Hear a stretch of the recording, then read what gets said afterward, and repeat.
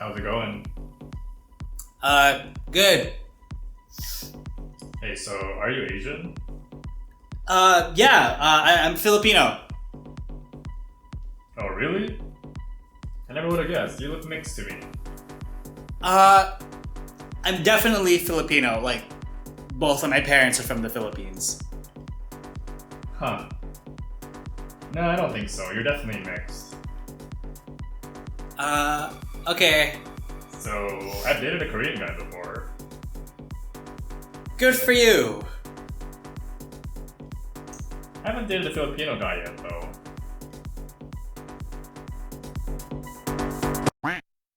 I'm Julian. And I'm Christian. And we are Two Small Guys. So today we are reviewing Fire Island, a new movie that dropped on Hulu like a few days ago. It stars Bowen Yang as Howie and Joel Kim Booster as Noah, two Gaysians in the lead roles. I was super excited for this movie. For sure. Just because I'm a huge fan of Bowen Yang, of course, SNL. Oh, who doesn't know Bowen Yang from SNL? Right. Super iconic skits at this point. Yeah. Well, everyone's talking about me. No one's talking about the water. And I've only seen Joel Kim Booster in stand-up. Yeah. So sure. I've never seen him actually act. So I was curious to see if he would be able to act. And he does. He did. Spoiler alert. Knocked out of the park. It's really cool to see two gay Asians starring in a rom-com because there aren't a lot of rom-coms starring Asian people in general or gay people that shows the gay Asian American experience. Yeah, as far as I can tell. And none that I can think of on the top of my head. If you know of any, just please let us know. And the fact that it's based off Pride and Prejudice. Oh yeah, I heard about that. I think that's something that's fresh to have something set in like with a modern context. I personally have never read Jane Austen. Same. So yeah, if you're looking for an in-depth review in terms of like comparing the themes, contrast. We're not going to be able to provide that. Sorry. Yeah, I think it'll be extra fun if you are familiar with the source material, because then you'll get a lot more out of it, I feel. Yeah, for sure. And it was already enjoyable for us anyway. Before we move on, spoiler alert, if you haven't seen the film, go watch it on Hulu. It's available right now. And then come back and Join our discussion. Join us for the rest of this review. So Fire Island tells the story of a group of friends making their annual trip to the gay destination, Fire Island, where they eventually find out from their good friend, Erin, played by Margaret Cho, who owns the house that they normally stay on, that this is probably going to be their last summer together on Fire Island because she has to sell the house. It's one of the main conflicts in terms of propelling the story forward in a sense. Yeah, because Joel Kim Booster's character, Noah, he wants to make sure that because this is potentially their last year going, he wants to make it extra special for his friend Howie, played by Bowen Yang. And he does this by trying to convince Howie to hook up. From Noah's point of view, hooking up is what he enjoys doing. Yeah. He doesn't like to be tied down. He's more free-spirited in that sense, where like he can go from hookup to hookup. Yeah, he's more sexually liberated. Yeah. As opposed to Howie, who's more of like the hopeless romantic. Another problem that Howie addresses is how he doesn't look like Noah, right? Sorry, Bowen Yang. But like he's more like average build than like Noah, who's like ripped and he can like take off his shirt and like no problem. He tells Noah that like I'll never live the life that you live. He wants the sort of like rom-com romance. He mentions in the film that like, oh, I want like the boombox out the window type of love. So Noah's character tries to find some guy like that for him in the film. And they do. They find this guy. They meet him. His name is Charlie, he's this tall, conventionally attractive guy they meet. And Charlie shows a lot of interest in Howie. From there, we also get introduced to Will, who is the Mr. Darcy character. Yeah. Played by Conrad Ricamora. Who... Yeah, so handsome. Super handsome. So Will, in a more subtle way, shows interest in Noah as well. That's where things kind of sort of kick off in the story romantically. Yeah, and Will's more of the more brooding, mysterious kind of guy. At first, Noah's very put off by him. He thinks that Will is very elitist. And that's something that was so nice that they touched on because like even within like, okay, specifically like gay men, there's still in further hierarchies that's sort of established. For Will and Charlie, they're both like affluent doctors and lawyers, whereas Noah and Howie's friend group, they're seen as more of like the trashy gays who like go straight to the fridge for like the cheese and wine at like a house party and then throw up in like a planter box. It was nice that they touched on that because like that's been my impression of like these sort of like circuit parties, that it's just like these like affluent, gay, like white guys who look like bodybuilders. At least that's just been my impression. You feel free to correct me if I'm wrong. Yeah, that's been my stereotype too. I actually was surprised that the film didn't dive too deep into the whole idea of like racism within the gay community, because I just assumed that because it was two Asian characters starring in the role, they would talk about that a little more, which they didn't, which was fine. Yeah. Because I think they wanted to make a film, and they largely succeeded, in my opinion,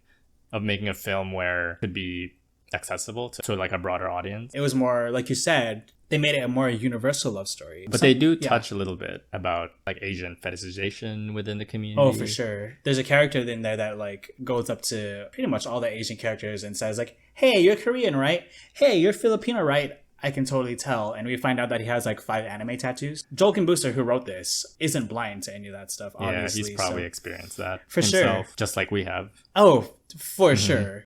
So yeah, what are your favorite scenes in the movie? There's a scene where Will and Noah are like on the beach together. They're just like reading. At one point, like Will goes off into the ocean and starts swimming, and they're just kind of like looking at each other romantically. There was like no words, no dialogue. I don't know if there was any like music, but it was very sweet. It was very like sentimental moment, and you could definitely feel that they're being like pushed together in the same direction, and I thought that was really nice. Yeah, I had a few favorite scenes. Like one scene in particular I really liked was when Will first goes over to their house for dinner. Will learns that Noah, Joel Kim Booster's character, reads this book. He loves that author as well. And he asks Noah, hey, what's your favorite short story from this writer? And based on the acting and the way the scene was written, you could tell that Noah's favorite story was also Will's favorite story. Yeah. You could see it in Will's face. He's like, oh, like I'm surprised that, first of all, that you read this person and that you also love this short story. Yeah. Even though that wasn't explicitly said, the acting and the way it was written really showed that. Because he got a little defensive, yes, but in a way that like he wants to know how much he knows. Like he wants to know how much Noah knows. Right.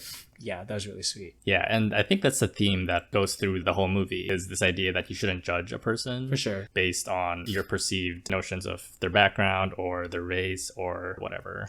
We need to talk about Peppermint. Peppermint. Peppermint's in this movie, and when she showed She's up, so we cute. both screamed. We both screamed. I was like, Pep! So good. Yeah, it was kind of funny because we watched it with subtitles. Yeah. And so Oh, when wait. the subtitles popped up when Peppermint was talking, it just said drag queen. Drag queen. And yeah, we were both like, that's Excuse not you. any drag queen. That's the Peppermint. That's the Peppermint. Hello. Yeah. So that was cool when she showed up. It was a cool little cameo for, I guess, Drag Race fans, if you know who she Yeah. is. Or like, I guess any New York gays. Oh, yeah. She's Yeah. popular. Okay, so who was your favorite character in the film? I think probably Will. Conor Rickamora. Connor Rickamora, just because Okay. I thought Connor Rickamora was so hot in the movie. Okay. But Fair. also like he seemed more introverted, which is what I am. I related more not to his looks, but more his being like hot. no. You're hot, babe. Oh, thanks. Yeah, his characterization, personality. his personality. Just because I think I relate to him a little bit more, but I think like Howie, Bowen Bowen Yang's Yang. character. Yeah, because like, okay, I do feel like the sexual liberation part of Noah's character, but I definitely feel more like I love like the rom-com stuff. I like the cheesy, romancy. You want to have your cake and eat it too. You want to have romance and be slutty. Sure, Dang and you it, know it's what? valid. Yeah, and you know what? Seeing how we talk about like, oh, yeah, I deserve love, I deserve romance. I'm like, yeah, girl, you do. We all do. Yeah. I wish nothing but the best for you. So I was like, yeah, I see myself a lot in Howie. We need to talk about the Sometimes by Britney Spears. Yes. There was a moment where like Bowen Yang, Howie, and like 2 characters from their friend group sang it at like a live karaoke night, which was so great. And then eventually, in a later scene where Howie does get his rom-com moment. At the very end. Yeah, with Charlie, there was a cover of it playing in the background. It was just so nice. The movie pretty much ends with Howie getting his happy ending and Noah and Will getting together as well. Yeah. In a way. But it was a very uniquely queer ending, which I really liked, wherein Will said specifically that monogamy wasn't for him, Yeah. which kind of was aligns with Noah's free worldview. spirit, which surprised me because like I thought he would have been the opposite, where he wanted like a long-term relationship. So it was nice to Noah? see. Will. Oh, Will. Yeah, you're right. Because he's like a lawyer. But again, maybe I was just projecting. So So yeah, that was really cool because for a lot of gay people or queer people, monogamy isn't the end all be all in a relationship. So that was really cool to see that they showed that. Overall, very sweet movie. Loved it. Yeah, overall, I really liked it. The acting was really good. Kind of wish we got more character development for the side characters and Margaret Cho's characters. They were just kind of there, the friend group, I mean. Like, things were happening to them, but they didn't really have agency into the main plot, which is fine because the movie really is centered around Bowen Yang and Joel Kim Booster's characters. Yeah, they were all lovable characters. But again, like I would have liked to have seen just a little bit more. Like you said previously, it's a really light movie. Even if you're not gay, even if you're not Asian, I feel like this movie really speaks to anybody. How different people value different things in a relationship. And they're all valid. Very fun movie overall. Definitely recommend. Go ahead and watch it. It's available right now on Hulu. If you have seen the movie and you liked it or you didn't like it, let us know down in the comments below. If you have a favorite character, if you have a favorite scene. If you like this review, give us a like. Give us a subscribe. And don't forget to hit that bell button, subscribe to our notifications to our channel. Well, until next time. Thanks for watching. See ya. Bye. I'm gonna go